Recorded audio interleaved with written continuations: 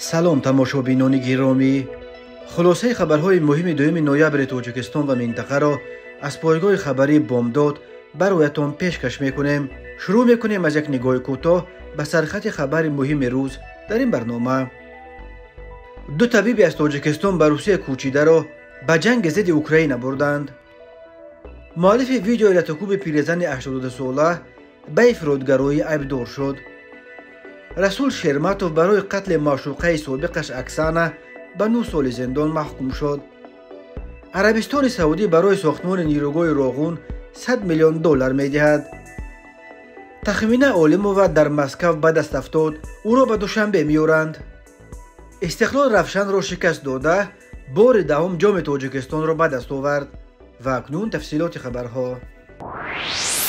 حکومت ولایت ولادیمیر روسیه روز 1 نوامبر سال 2023 در صفحه‌اش در شبکه وکانتاکت ویدیو دو طبیب زاده تاجیکستان را که در شهرهای موروم و ولادیمیر کار می‌کردند و اکنون به جنگ ضد اوکراین را سپار شدند نشر کرد. ماموریت این ولایت ادعا دارد که اختیار و الیاس جان گویا با اختیار خود به منطقه عملیات مخصوص حربی می‌روند. مقامات روسیه همچنان سرسختانه جنگ ضد اوکراین را با همین عباره منطقه عملیات مخصوص حربی یا SVO نام میبرند. اختیار از تاجیکستان در شهر موروم باعث طبیب بیماری‌های پوست و بیماری‌های جنسی کار می‌کرده است و او در ویدیو نشر شده میگوید در خط جبهه طبیبان ضرورند، برای خدمت به وطن میرویم مثل باباهای ما که در وقتش خدمت وطن کرده بودند. ما هم از راه باباهایمان رفته ایستاده‌ایم.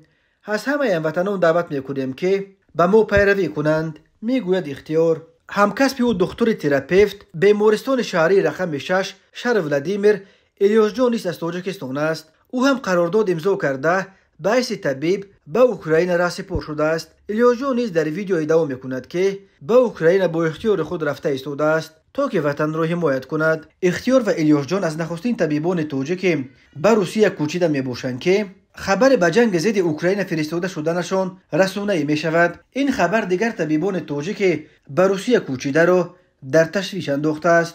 در سالهای آخر اساساً توسط برنامه دولتی پرسلین هزاران طبیب و همشیره شفقت و دیگر کارمندان سوای طب برای کار و زندگی دائمی به روسیه کوچیدند. رفتن متخصصان پرتجربه به سوای طب در تاجیکستان ضربه سخت زد، ولی مقامات تاجیک توان گرفتن پیش روی این روند را ندارند، چون که به آنهایی که میکوچند به خصوص در صورت کار و زندگی در ولایت‌های دوردست روسیه اختیار کردنشان مقامات روسیه جای کار و معاش خوب و امتیازهای فراوان وعده میدهند که نهادهای تندرستی تاجیکستان توان دادن چنین امتیازها را ندارند.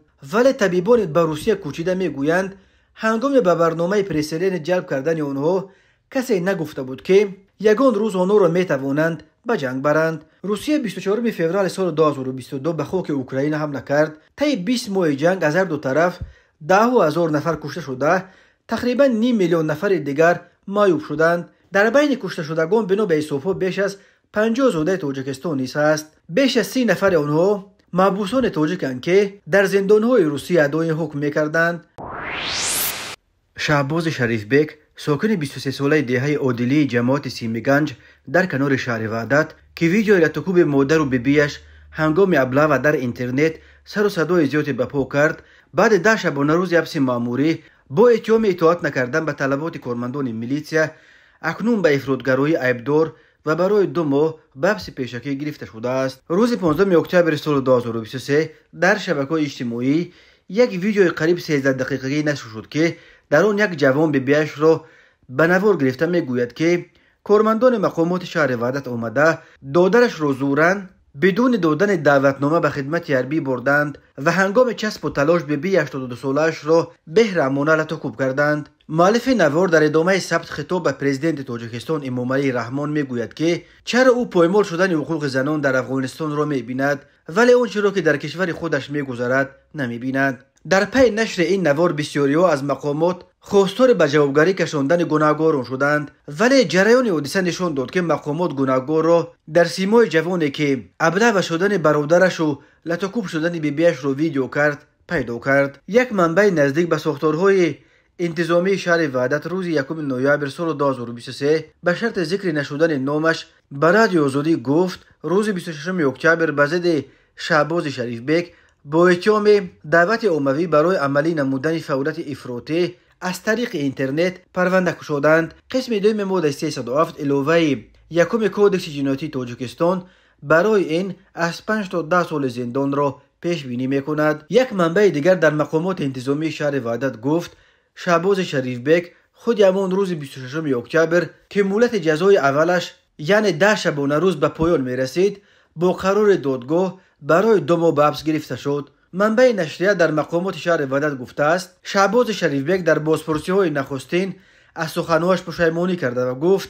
احساسی بود. تصدیق این ادعا توسط منابع دیگر میسر نشده است. خود شهباز شریف بیگ برای شرح قضیه دسترس نیست. معلوم نیست که او ادوکات دارد یا نه. سفرگل غفورова بیبی شهباز شریف بیگ گفت هر روز برای نبیرش به بازداشتگاه شهر وحدت خوراک میبرد، اما تا او را ندیدند. این زن 82 ساله گفت نبیره‌اش گناه ندارند و تنها بعد زورم برتش بردن برادرش ولتکو به او سبب شد. سفرگل غفورova گفت شهباز و برادرش صادق جان که او را برتش بردند یتیمی کل هستند. پدرشان آنها را بر وقت پرتافته بود. مادرش هم در کودکی آنها فوتید. شهباز و برادرش را من کلان کردم. میگوید سفرگل غفورova. قانون‌های تاجیکستان به خدمت حربی بردن یتیمان کل و آنهایی را که سرابان یگانه عائله اند من کرده است. شهروند تاجیکستان تخمینه عالمova در شهر مسکو با درخواست مقامات دوشنبه دستگیر شده است. ایرینا والک سخنگوی وزارت کارهای داخلی روسیه روز 1 نوامبر سال 2023 خبر داد که تخمینه عالمova که در تاجیکستان به قلابی به مبلغ بزرگ عیبدار می شود از جانب کارمندان دفتر ملی اینترپول روسیه و پلیس شهر مسکو بازداشت شد. در ویدیو نشر کرده وزارت کارهای داخلی روسیه دیده می شود که این جوانزن را در حدود ناحیه مژایسک که در غرب شهر مسکو دستگیر کردند. خود تخمینه عالمova و یا نزدیکان و ادوکاتش برای شرح قضیه دسترس نیست، ولی بنا به اطلاع مقامات حفظ حقوق تاجیکستان تشبسکاران جستجوی تخمینه عالمova این جوانزن از ماه آگوست تا دکامبر سال 2022 با راه فریب به باوری چندین ساکن تاجیکستان که در یک فروشگاه تجارت داشتند در آمده با وعده با قرب خوب با اسعار خارجی عوض کردن پولای آنها از این صاحبکاران مبلغ برابر بیش از 3 میلیون روبل یا 30,000 دلار را گرفته از آن خود کرده است. گفته می شود که تخمینه عالمova این همه پولهای به او باور کرده صاحبکاران را به منفعت خود صرف کرده دیگر بر نگردانیده است. بعد صادر کردن جنایت تخمینه عالمova در قلمرو روسیه پنهان شد و او را تحت جستجوی بین المللی قرار دادند. در نتیجه همکاری با مقامات تاجیکستان اخیراً مکان بود و باش او معین کرده شد. در حال حاضر مسئله استرداد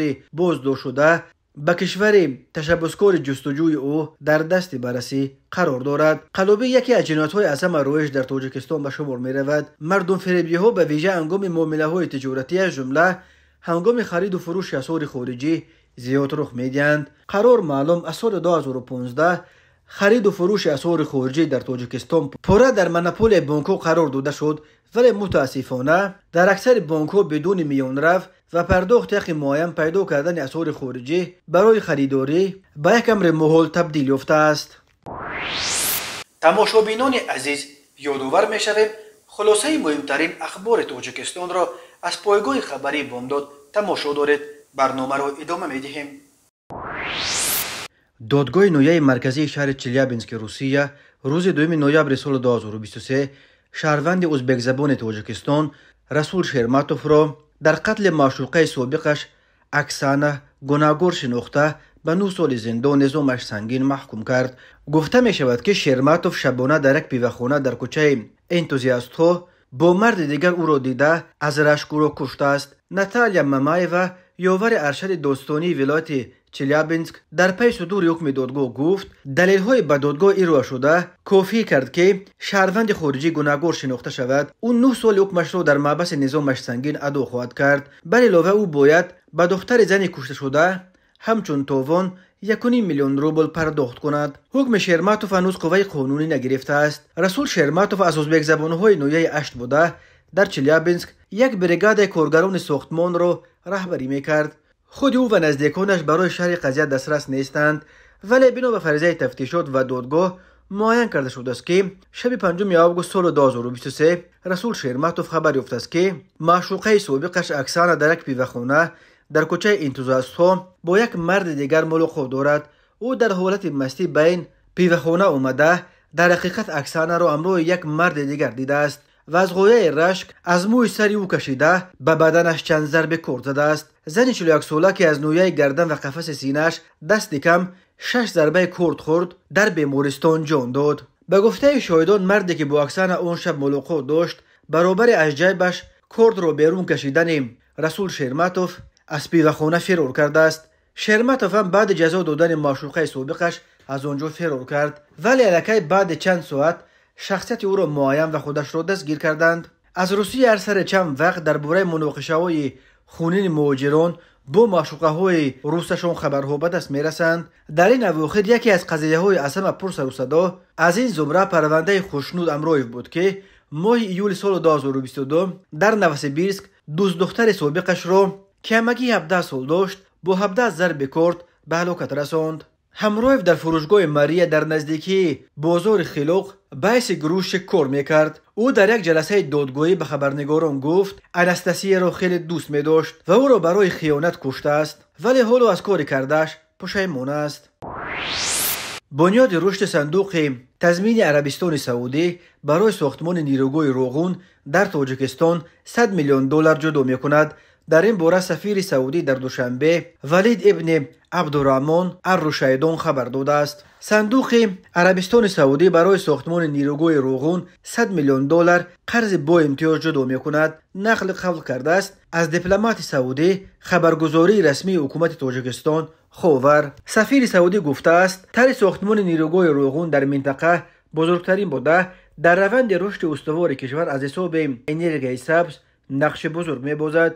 خاور تاکید کرده است که 100 میلیون دلار وعده کمک صندوق تضمین سعودی از 195 میلیون دلار جمع مبلغ گذاری این نهاد به تاجیکستان از سال 2002 به این طرف تشکیل می دهد. صندوق تضمین تا کنون اساساً به طرح‌های ساحه معارف تمرکز داشت و 95 میلیون دلار سرمایه گذاری های باقی مانده آن به تاجیکستان به ساحه معارف راست می آید. از جمله تازه ماه اکتبر سال 2023 وزارت مالیه تاجیکستان با صندوق تضمین عربستان سعودی قرارداد را به مبلغ 20 میلیون دلار در چارچوب طرح ساختمان و مجهز گردانی مکتب‌ها در جمهوری تاجیکستان به امضا رسانیده است که بر اساس آن باید در جمهوری 19 مکتب معاصر برای تقریباً 30,000 خواننده ساخته شود. ساختمان نیروگاه روغون سال 1976 که اتحاد شوروی هنوز پابرجا بود آغاز یافت، ولی با فروپاشی اتحاد شوروی این ساختمان دیگر ناتمام باقی ماند.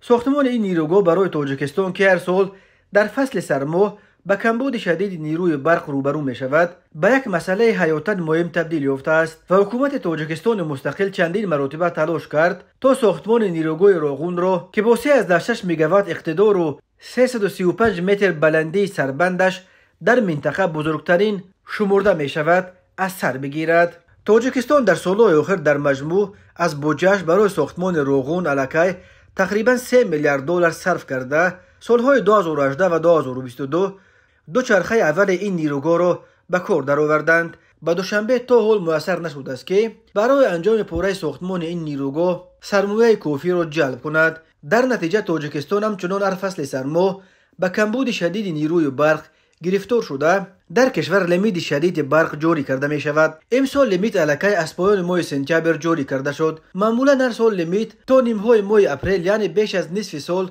نگاه داشته می شود و این همه مدت ساکنان اکثر منطقه های تاجیکستان در شبانه روز همگی چند ساعت و آن هم تنها 2 یا 3 ساعت صبح یا 3 ساعت بیگاه نیروی برق می گیرند.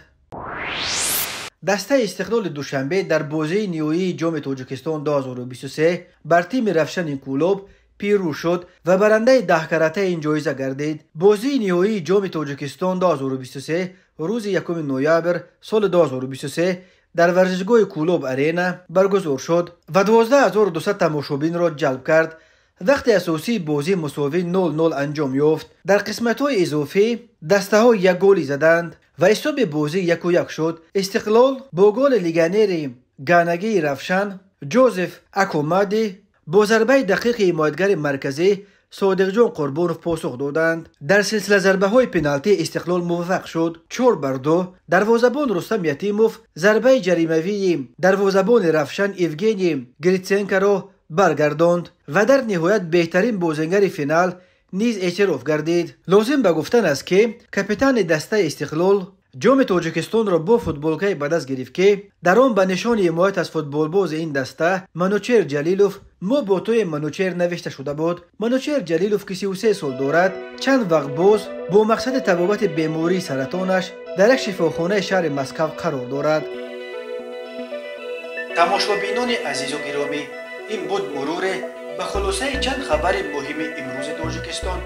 خبر و گزارش های بیشتر از تاجیکستان و درباره تاجیکستان و اطراف آن را در سامانه پایگاه خبری بامداد در این نشانه پیگیری نمایید: www.bamdad.com. خوش باشید.